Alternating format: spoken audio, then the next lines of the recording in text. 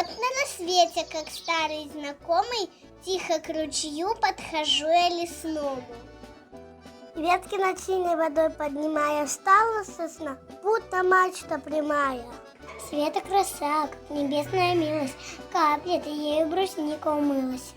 Рядом с ахатой, раздув свои ноздри, щиплет с рябины багряные грозди. Видит меня, но не выпустит ветки, мы с ним не будем врагами вовеки.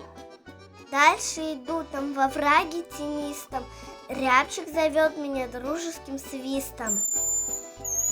Так и хожу я, кудят мои ноги, только люблю я усталость дороги. Сам я коми, а знаете коми?